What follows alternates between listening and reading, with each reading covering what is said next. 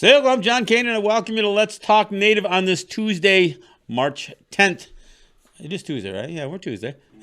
March 10th, 2020. While this program may not provide a path to spiritual enlightenment, we do encourage, in some cases, start conversations. We kind of break the rules here for Native Radio. We don't do prayers, and we don't do buffalo speeches. We take a tough look at history, oppression, and survival. We talk about culture, the arts, politics, and identity. And we may step on a few toes along the way, but our real goal here is to bring people together by breaking down what separates us.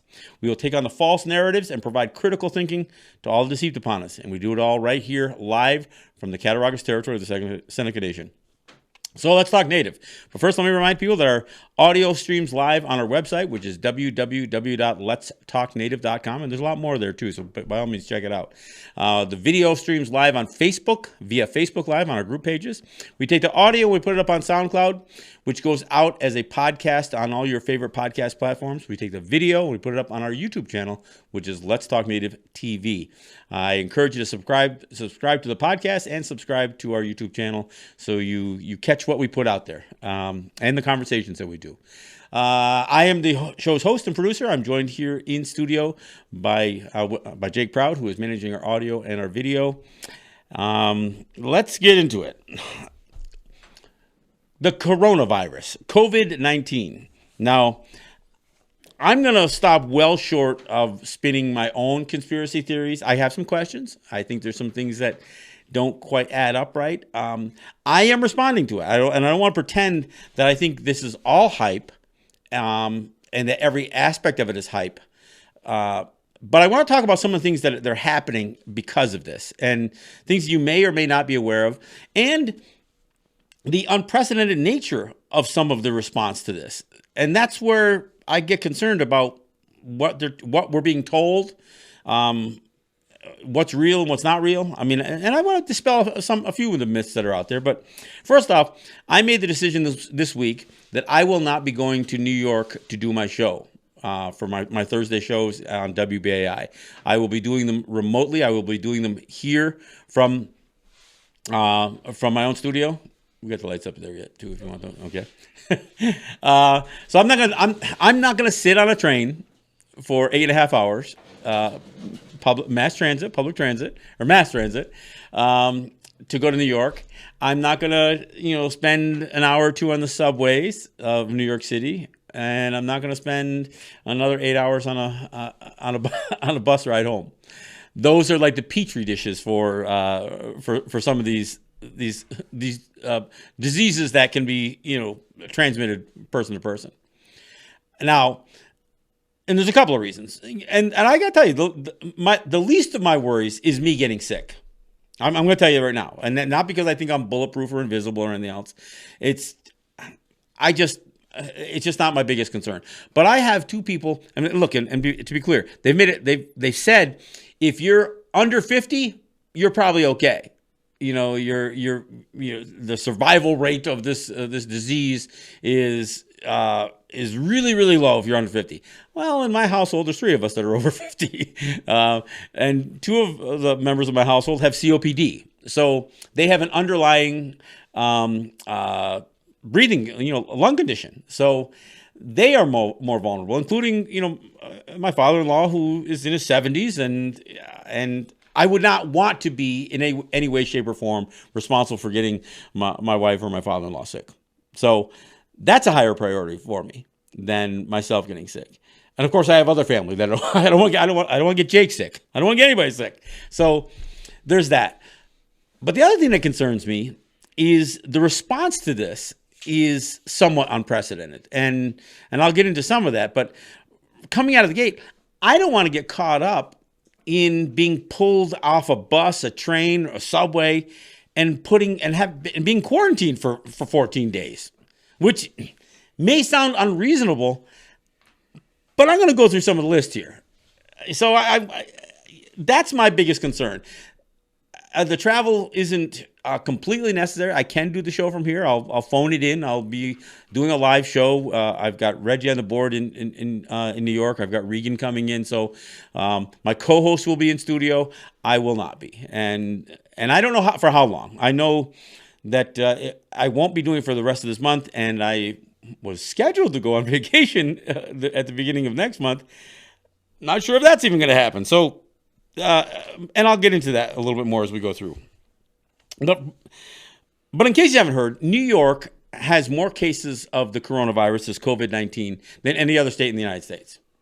Most of it centered around a suburb of New York City. And I mean, it's close to New York City. So New Rochelle is, when I say it's Westchester County, sometimes people can think, well, oh, that must be, way north of New York. It's not. It's pretty close. I have friends who used to live in New Rochelle. It's not that far out. So just so you know. And there was travel from one of the guys who was pinpointed as the guy who may have gotten everybody else sick. He was a lawyer in Manhattan. He may have gotten a bunch of people from his synagogue sick as well. There's over 90 people right in the New Rochelle area, including a guy who just drove him someplace, who have tested positive. And there's over 140, it might be approaching 150 cases in New York State, over 90 of which are in the New Rochelle area. And now, not exclusively there. There's still some in Manhattan, and there's some in Jersey. Of course, that's a different state. Upstate New York, I think Saratoga's got a couple. I mean, none in Western New York so far. I mean, I know there's people that have been quarantined, but there's also not enough testing to go around, and we'll get into that a little bit later on as I go through here. But New York is one of the places that has a pretty has more cases than any other state, including Washington State, which has the most deaths associated with it, and California, which has I think 2 deaths. I think, but New York so far nobody's passed away in New York. But there's a lot of cases. I mean, that's quite a few cases for something that kind of only started showing up a week or so ago in New York. So what's the response? They actually have the National Guard deployed in New Rochelle. And I can't confirm exactly what they're doing, but there was talk. I've heard the governor talking about forming a 1-mile perimeter around New Rochelle. I'm going to tell you, this is starting to sound like dystopian future stuff here, folks. I mean, this is not normal behavior. Some of this stuff is unprecedented. Okay, even before this week, even before the New Rochelle, perimeter. Last week, the city of Austin in Texas canceled one of their biggest events of the year, the South by Southwest Music and Arts Festival, film festival, music. I mean, it is a big deal. It's a week-long festival in Austin. The company, the South by Southwest, that organization is estimating that they're going to lose $10 million. That's not even counting how much the city of Austin is going to lose. That's just how much South by Southwest is going to lose. They already laid off or fired, let go, a third of their employee, their workforce, and while they're vowing to get it back on track next year. Now, they've been doing this for 34 years. They've had 34 years that they've never had this interrupted, and it got canceled. Now, it wasn't the organizers that canceled it, from what I understand. The city of Austin canceled it. So this is a big deal. This is a huge festival. This is one of the city of Austin's big events of the year. And, while South by Southwest is saying that they're going to try to continue and get through this, they don't know how. They don't know whether this could break them. I mean, this could put an end, for all intents and purposes, to this festival as it's grown for 34 years. Never happened before. And Texas isn't even one of the higher states. This was just the city of Austin not wanting to have to deal with a bunch of people coming into their city. So they canceled this. I mean, this huge moneymaker for the city. So there's that. Syracuse University and Rutgers, and they're not the only two schools, but both Syracuse and Rutgers are canceling classes as far as sit-down classes. They're going to go completely to online classes. I think Syracuse is starting, I think, next week, pushing everything to online classes. And Rutgers is after spring break, everything is going to be online. So you got two major universities that are completely wiping out kids being going to classes and lectures and that kind of stuff. I mean, I've never heard of such a thing. Not in the United States. Not in the United States. Unprecedented. Let's see what else we got here. I mean, so these things alone, and it's starting to affect, all kinds of travel. I mean, basically you're being told not to take a cruise. And if you do, you better be prepared not to come home right away, because you're gonna be sitting in quarantine for a while. There's just a lot of, and I'm not, I haven't even gotten to the whole Trump debacle associated with this thing, but there's just things about the response to this, because what we keep hearing, and not just from Trump, but look, a lot of people on television and on radio are saying, well, this is, don't stay calm, it's not that deadly, and of course we're hearing somewhere between 2 and 3.5% mortality rate from this.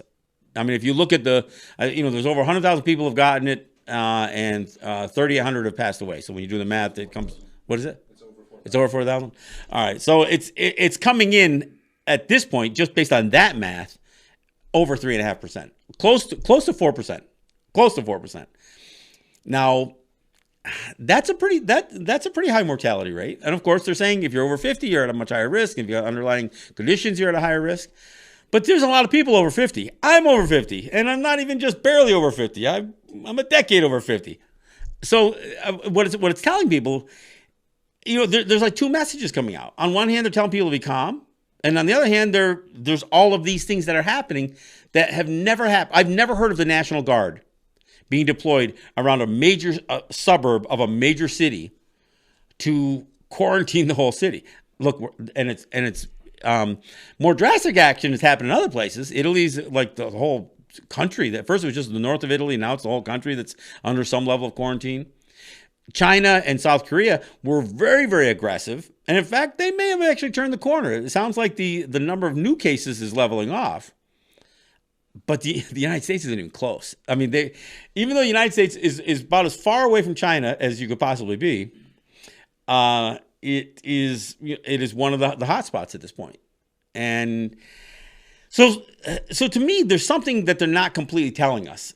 The fact that we're seeing some of this stuff. I'm supposed to speak at a conference up at SUNY Potsdam on the 3rd and 4th or 4th and 5th of next month. I'm fully expecting that's going to get canceled, whether it's from the organizers or whether it's from SUNY Potsdam. These election, these campaign events, both Joe Biden and Bernie Sanders were going to do a rally tonight, however the results of their Big Tuesday thing went, in Cleveland, Ohio. They were both going to do big events at Cleveland, Ohio, because that's the next state for their primaries or whatever else, next week or whatever. And they both canceled. I mean, this is, again, this is all kind of unprecedented. So understanding how they're responding, and again, even my own response. Now, again, we're all left trying to figure out how to interpret all this stuff. I know right now there are no confirmed cases in Western New York. And, so I'm not real worried about here. But like I said, there's a lot of foul things afoot in New York City. So every week I go there, I guess in fact, I went less than 14 days ago. I still could be at risk. Jake just reminded me a little while ago, said, you're not 11 days out yet. So anything's possible. So I guess we'll see. Now, I got to address some of the craziness. I mean, drinking bleach is not going to fix this. So anybody who thinks that that's the solution because they saw it on Facebook, don't drink bleach. And you know what? If you're really that stupid, then go ahead and drink bleach. I don't know what to tell you, but it isn't going to fix this. Now, for all of you who keep posting the screenshots of the can of Lysol, saying, hey, wait a second, they're saying this coronavirus is brand new. And look, it says on the back of the can that this kills coronavirus. How could it kill coronavirus if it's brand new?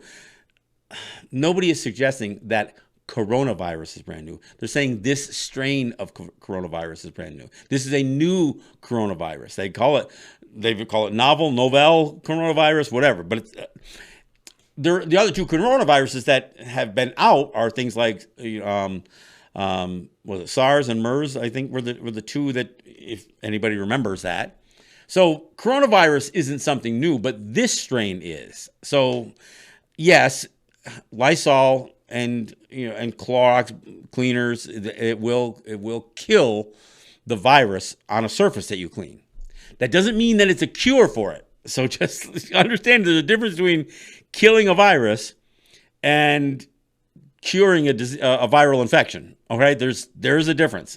It's one of the ways one of the ways you can eliminate the viral infection is kill the human being who has it, I guess, but that's not a cure.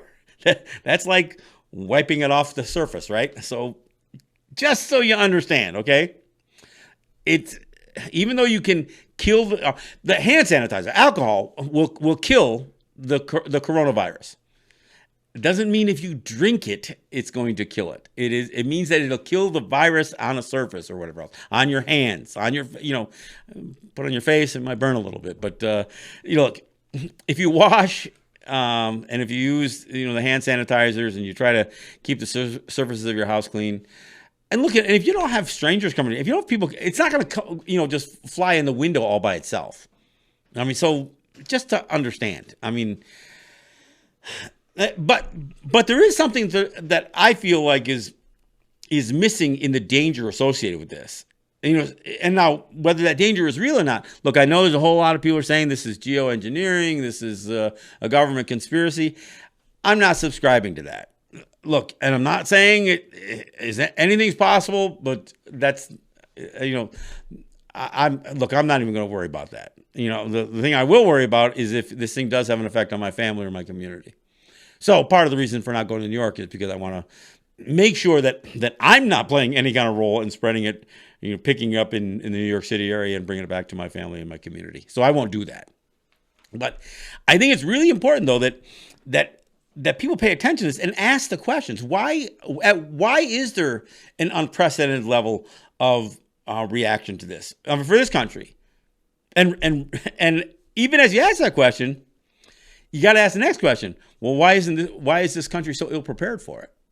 And this goes beyond just Trump. That he is definitely part of the problem. He got rid of the whole department to deal with infectious diseases, and he got rid of that. He thought it was a waste of money.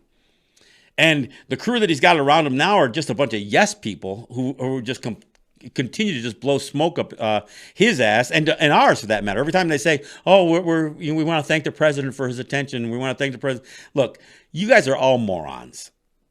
You had plenty of time.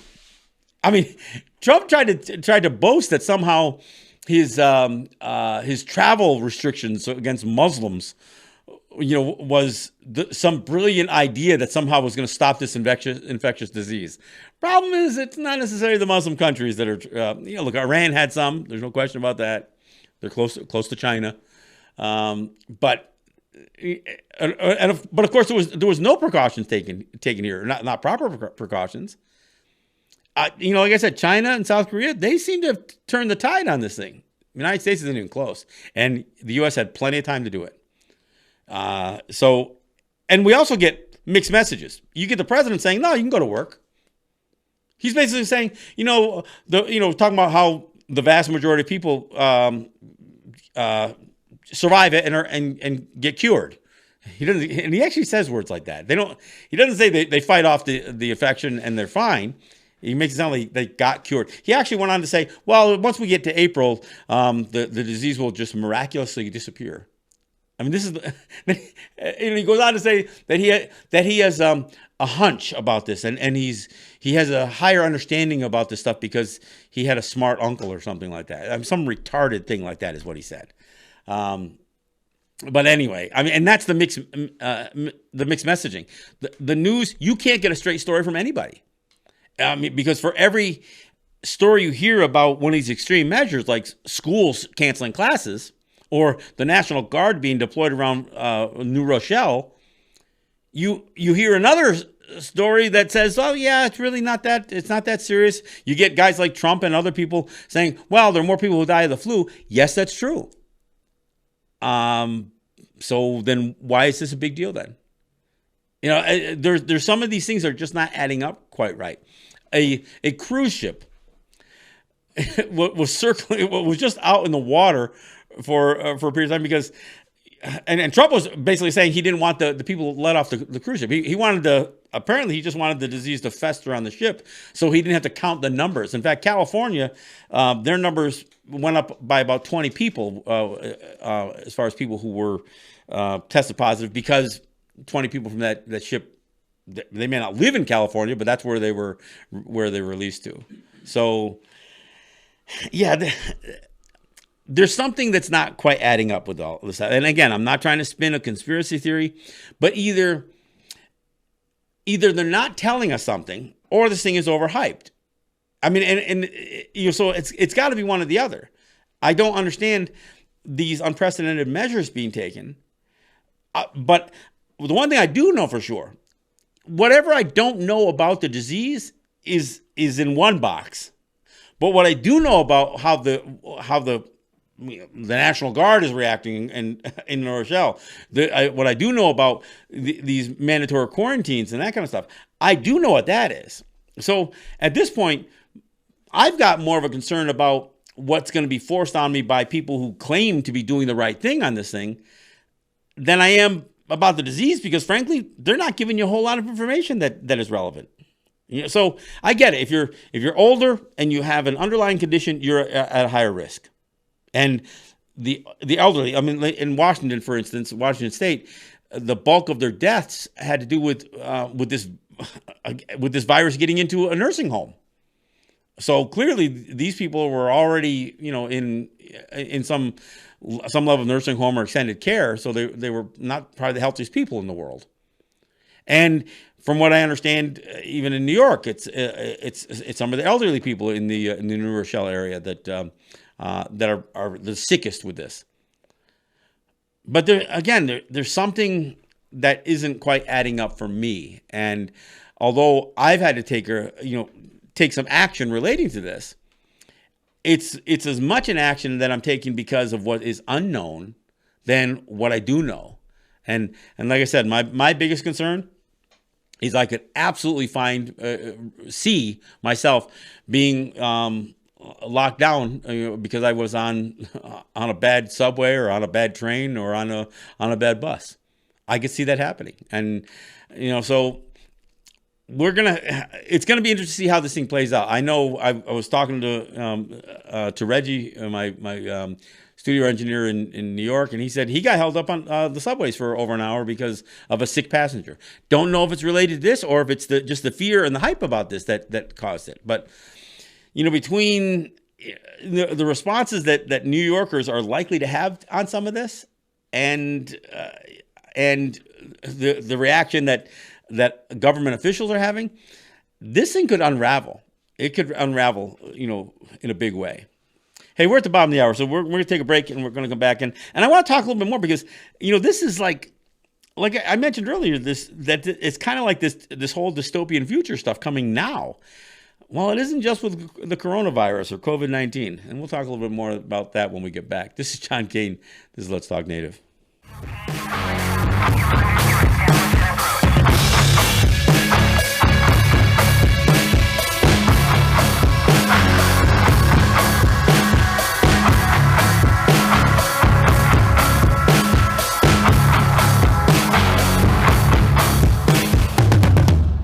All right, thanks for coming back. We ran short on music. Hey, I want to thank our sponsors. I want to thank Ross and Holly John and the RJE family of businesses for supporting the show. I want to thank Eric White and ERW Enterprises, the folks at Granville Enterprises, and the folks at Cat Res Smoking Gas Shops. Look, one of the things I want to be clear. the flu numbers, and there's no direct comparison. I mean, because the number of people who get the flu and various forms of the flu there's hundreds of thousands of people that get that in the United States, alone. 35 million. Oh, I'm sorry. 35 million, and that's in what time frame? Since 2018 to 2019. So from 2018 to 2018, 35, you said? 35 million people got it. So if you suggest that 30,000 people have died, that's still a pretty low number. So the fatality rate or mortality rate of the flu is still way, way smaller.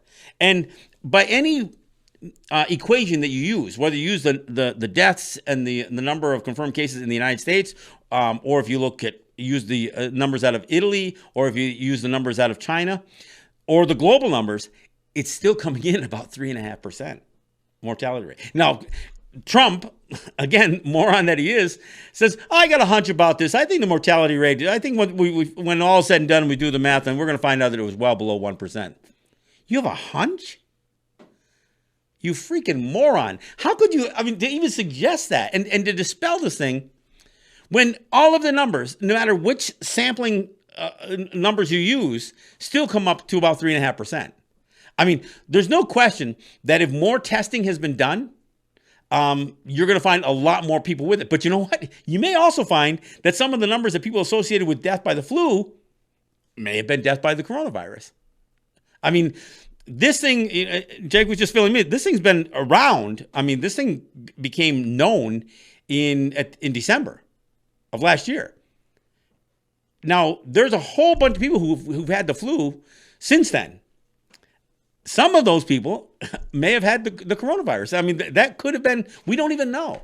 And it isn't just about people who have traveled to China necessarily, because the whole idea, or the cases in California, a couple of them, they said there was no contact with somebody. They didn't travel. They didn't have contact with people who traveled.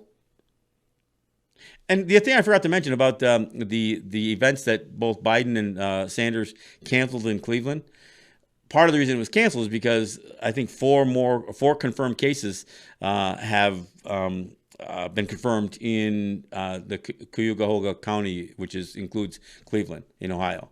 So that's the reason. So it's again, this thing is hitting. I think the last count, I think, was it 32 states? I think it was. I think 32 states have had some confirmed cases, and it's probably more.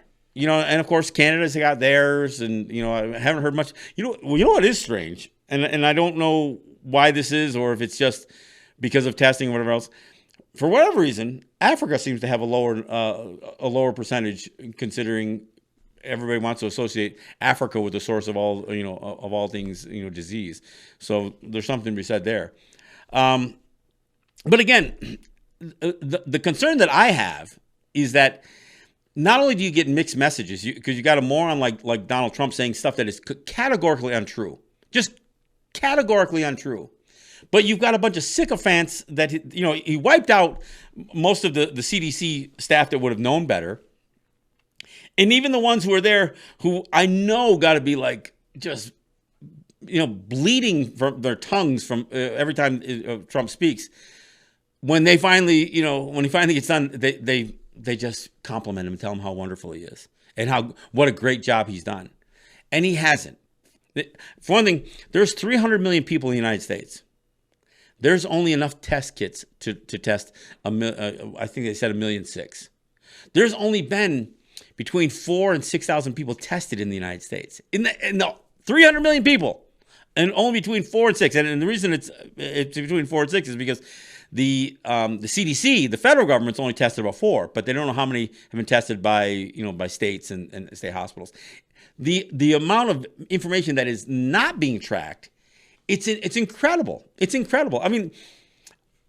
I guess it shouldn't be that much of a shock when I see what a debacle the United States makes out of their own elections, and the disinformation and the lack of coordination and the fact that every state has their own set of rules and guidelines. Why should it be any different when it comes to trying to address a global pandemic, right? Look, I hope everybody plays it safe, and and do all the common sense things, that you can do. And the biggest common sense thing you do is stay away from crowds, and especially traveling places where there may be people that have come from areas you're not familiar with. So far, we got it pretty safe here. But if we're gonna run off to Toronto, if we're gonna fly out of the country, in my case, even the trips to New York, I had to think about the implications of that, and again, I'm more concerned about what I could do to loved ones around me and to the community I live in, and I can avoid it. So I'll do my show from here. But I tell you, we just have to. You can't trust the information that, and I'm not going to get into the whole fake news thing. It isn't even just that.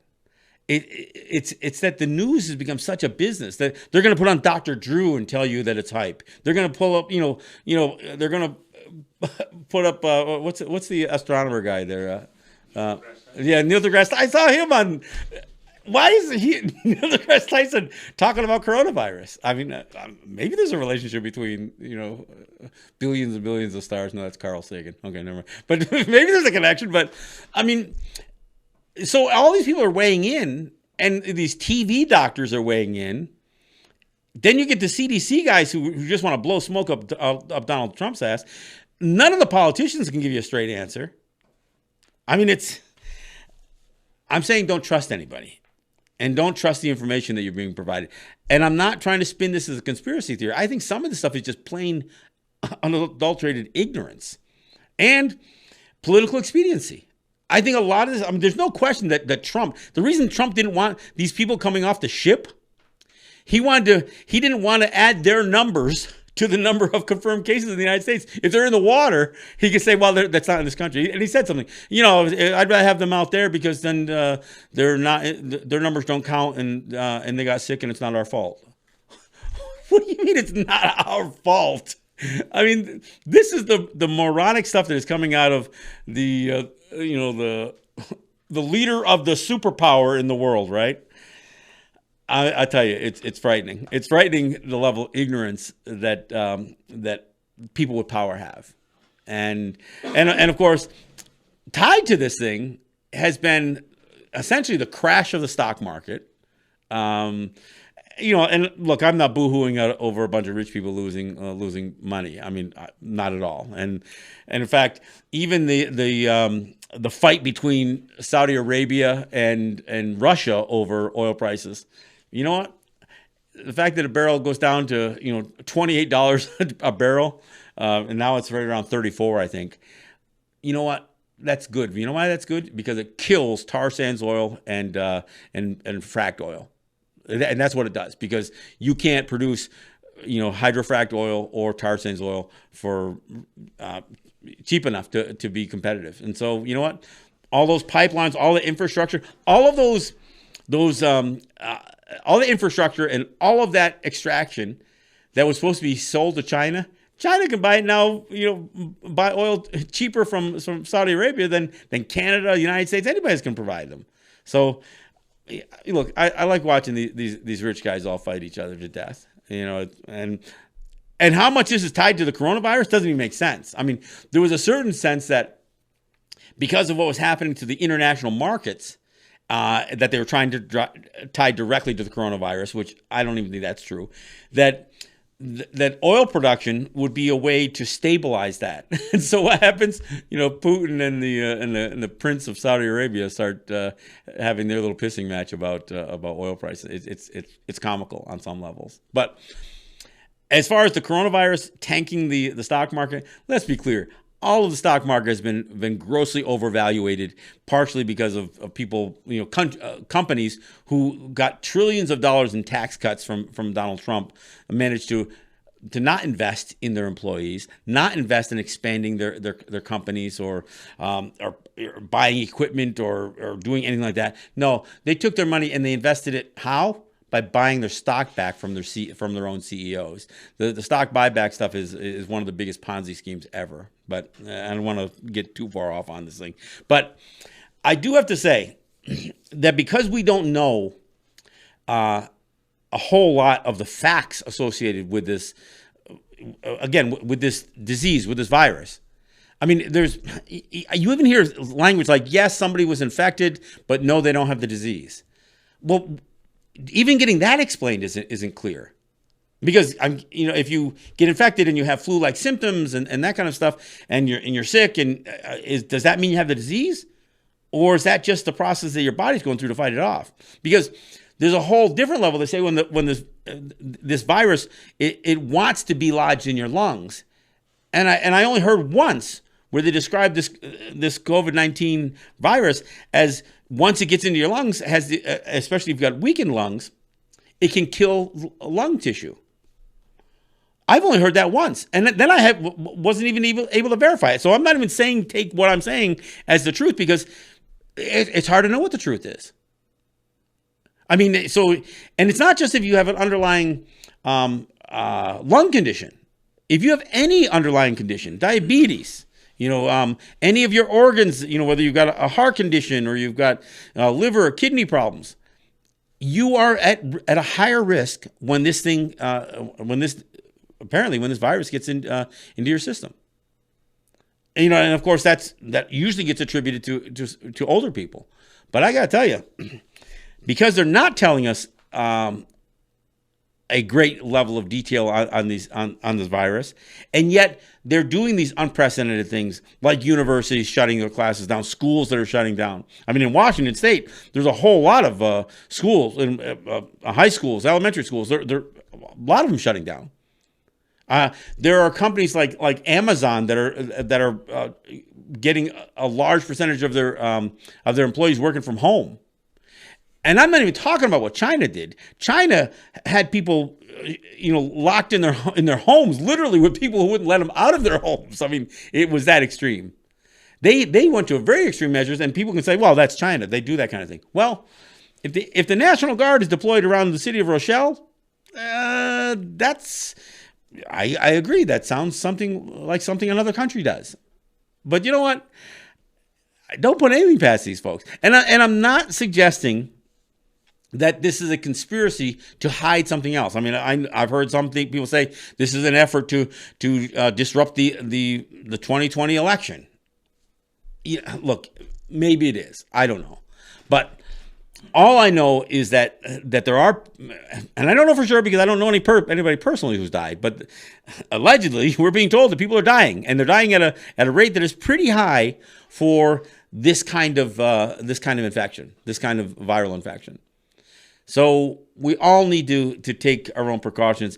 The fact that it's even hard to find hand sanitizer is a concern. I wonder, the Seneca Nation used to give that stuff away left and right. I mean, every event, whether it was education, I mean, it seems like they were always giving away these little bottles of hand sanitizer. Now would be a good time, folks. I would love to know that the clinic and whatever organizations that had this stuff says, come by and get some. And I'm not saying come fill your pockets up with it, but look, I mean, it would be great to know that there's some. I even wonder about the casino, for instance. Look, that's another place where there's a lot of people, and they sit right in a machine and they breathe all over it.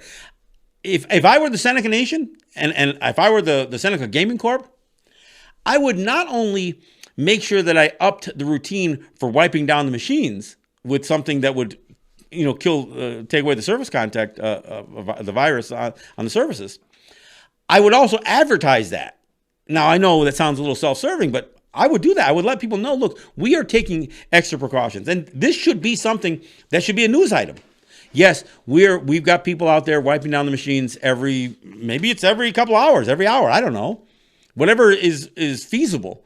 But I would let the public know that the Seneca Nation is taking its precautions seriously because this stuff will start to affect everybody. It'll start to affect revenue for the Seneca Nation. It'll start to affect any public or any establishment that serves the public, that has people coming there is going to be affected by it. I mean, that's why they canceled South by Southwest. I mean, I know look, I heard ridiculous things being said by both the mayor of New York City and the governor of the state of New York saying, don't enter a crowded subway car. If you've never been to New York City, you don't know how absurd that suggestion is. Nobody wants to get into a crowded subway car. That's how you get around the city. I mean, it's an absurd suggestion because, trust me, nobody wants to be in a crowded subway car. And then you tell people, what, don't hold on to the rails inside? I mean, look, this thing can go very badly. I can see people responding poorly. I could see people, getting more agitated with each other. And, and you take a city like New York, and I've said it before. Look, I go to New York every week. And although I do like going to New York, every time I go, I wonder who thought this was a good idea. And yet, globally, city living is becoming the preferred way. I heard somebody say that this is the first time in history that more people globally live in cities than in rural areas.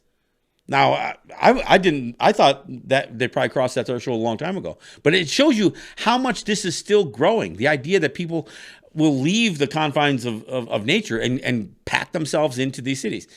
And of course, it's not just the United States, but again, city living in the United States is something that is being constantly promoted. It is being promoted as an improved lifestyle. Well, not when a global pandemic hits. Not when a pandemic hits. And that's something that we need to be concerned about. Look, I live on the Cattaraugus territory of the Seneca Nation. That's where we're broadcasting from here. I've got no desire to go to any crowded places.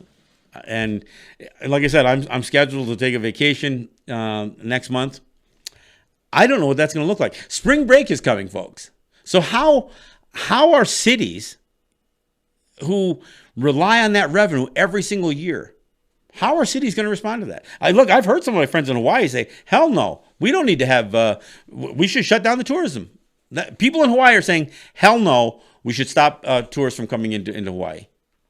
I mean, Hawaii is not a big place.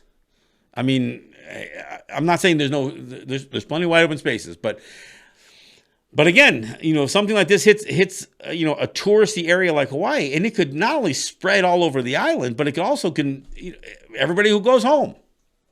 So what's going to happen during spring break? I mean, I don't know. I mean, are hotels going to shut down? Is somebody like someplace like Florida or even a lot of the foreign destinations, Mexico, the Caribbean, are all these places going to say, look, not this year. We're going to pass this year. And what does that mean economically? How are people going to survive? Look, if you get sick and you not only have to stay home, but you have to stay home for 14 days, that's 2 weeks of pay. Most people don't have that level of sick pay. Now, there's some talk about, at the state level and at the federal level about trying to offer some sort of financial relief. And then if they do it, can they make it retroactive? I mean to tell you, there's some strange things underfoot here. And again, I'm not trying to spin this as, the work of evildoers. But I tell you, there's some people who are incompetent that many, many people are depending on for information, for guidance, and for leadership. And it ain't there. It ain't there, folks. And I'm not just picking on Republicans or Trump or even Cuomo or de Blasio or anybody else. Look, I think this country, the United States, not my country, but the United States is ill prepared for this. And they had more time than most places did. They had plenty of time to prepare for this. But you know what? It was being dismissed at such a high rate. It was being dismissed so much. I've said this before, that Trump is the president the United States deserves. And I'm not wishing illness on anybody. But I got to tell you, this you could see this coming. You could see something like this coming. Because when you have poor leadership and you have systems that, I mean, there are a ton of spots that in the U.S. government that Trump never even filled. I mean, he actually gutted a lot of agencies that may have had a role. He's trying to gut the EPA, all the things that are meant to keep people safe, except for the military. And I'll tell you, you can't bomb the crap out of the coronavirus. There's nothing you can do. There's no country to bomb. You can't bomb a disease.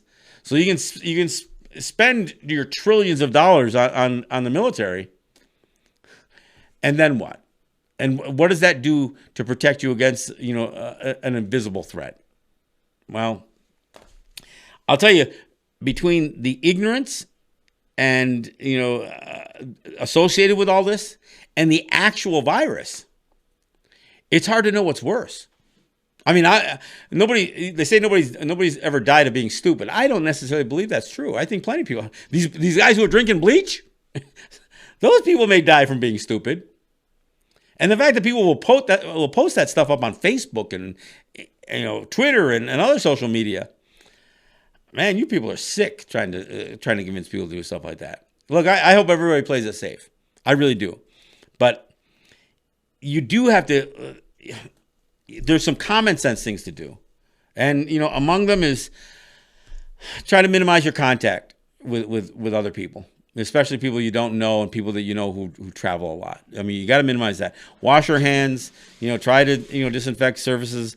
Keep yourself well hydrated. And look, if you do come down with especially a fever associated with this, and that's one of the biggest differences between influenza and this illness is that there's clearly a fever associated with it. Where with a cold, not so much. But if you become feverish, then make sure you get medical help, especially. And look, if you are sick, stay away from the elderly. If you've got grandparents and if you've got, don't go visit, grandma in the nursing home. I know that sounds cruel, but let's make sure that we don't do the stupid things here, and we at least increase our chances of getting through this, especially considering the lack of information and the lack of reliable information. So look, and I'm not trying to hype this up, but I do know that if you watch the news and if you see what's happening, like I said, universities, big, huge money-making events, being canceled. I mean, look, you better think twice about concerts, all of these things. I was hearing in New York, they were saying if you if you eat at a restaurant, try to make sure that you sit at least a meter, so they want you to sit at least 3 feet away from somebody else. Well, I'll tell you, that doesn't bode well for restaurants that are trying to pack people in.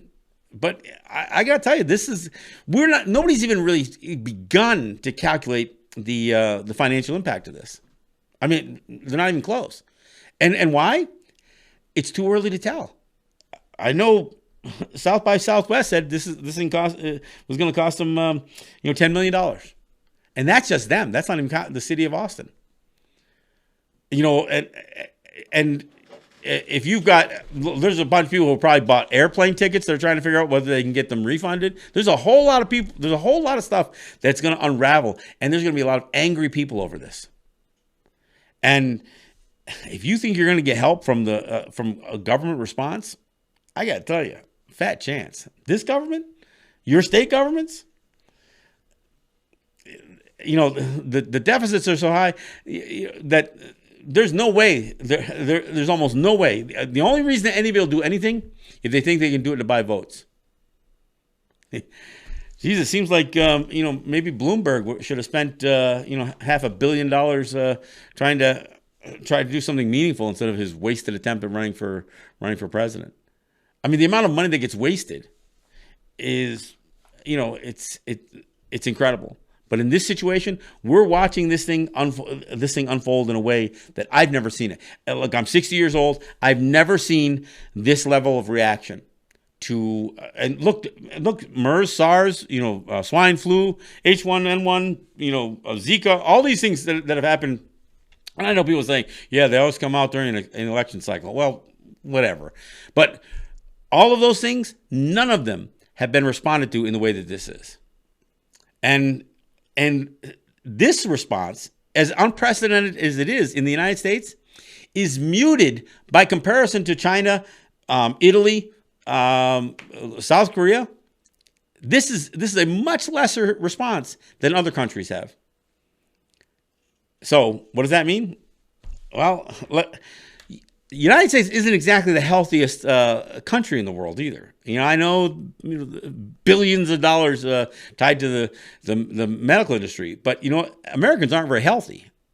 There's a whole lot of ailments associated with Americans, and part of it has to do with with what we eat, what we breathe, our living conditions, our lifestyles. So it's not like we can say, well, Americans are tough, they'll get through this. No, you're not. You're not. You're not a healthy species, folks. So, again, I can't emphasize this enough. We all have to be more careful. And of course, and I'm not speaking only to Native people here, but you know what? Maybe this idea of us being remote and somewhat isolated and and not being welcome in certain places, maybe that's going to be, I hate to use the word blessing, but maybe it's a blessing in disguise. I don't know. Maybe this is the thing that separates us. Maybe it's some of that isolation and some of that alienation that we feel from the larger population and from some of the racist elements around us. Maybe that's what's going to protect us from some of this. And I guess we'll have to see how that plays out. But please, look after the very young. Babies, I mean, kids seem to be fine, but, babies and elderly, man, just do what you can to make sure that we do everything we can to protect and the best protection, especially for the elderly, might be to stay the hell away. Like I said, just stay away and not. The worst thing that anybody could do is say, "Oh, because of this epidemic, I want to make sure that I spend time with my with my elderly, grandparents." No, this is probably the best time for you to stay away. You probably should have called her last week, but not this week. Call her, yeah, you can call her on the phone, but this is not a good time to spend a bunch of time, hugging up on grandma. And I say that out of love and kindness, not out of neglect. So this is the kind of stuff that we have to think about, folks.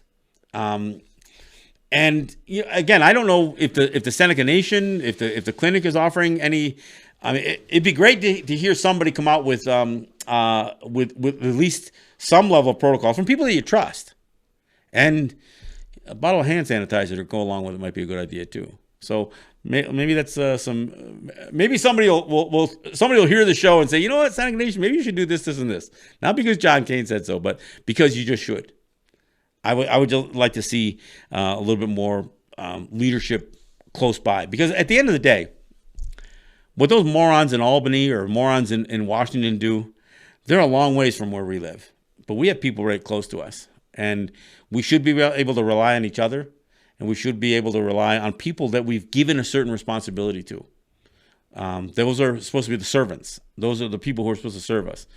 So hopefully some people do the right thing and at least offer some direction or some reliable information on this thing. So that's my hope. That's my hope.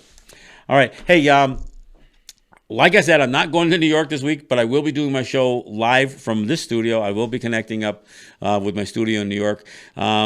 So I'll be here. Trust me, I don't have to interact with a whole lot of people. To go from Indian Hill down to my studio here at Iroquois Smoke Shop, I don't have to go very far. So and I don't have to run into a bunch of people. But I will be doing my show on Thursday. It's Thursdays at 3:00. It's a 2-hour show. We do call-ins.